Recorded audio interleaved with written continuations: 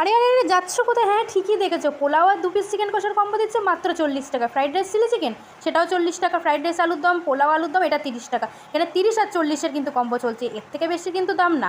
তো যাই হোক, তোমরা এখানে আসো প্লিজ, একবার এসে ট্রাই করে যাও। তো এটা কোথায় বলো তো? না সোদপুর, না ব্যারাকপুর, না নৈহাটি, না কাঁচরাপাড়ি, এটা কিন্তু ইছাপুর।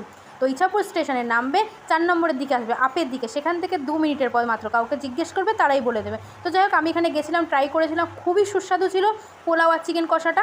তোমরাও একবার আসো, এসে ট্রাই না করলে বুঝতে পারবে না যে কতটা সফট ছিল চিকেনটা। তো আমি খাবার পর জাস্ট অসাধারণ লেগেছে আমার এই গ্রেভিটা।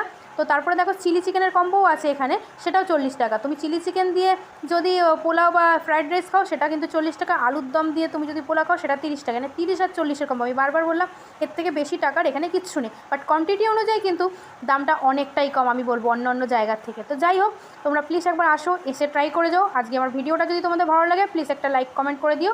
তো আজকের মতো টাটা বন্ধুরা, দেখা।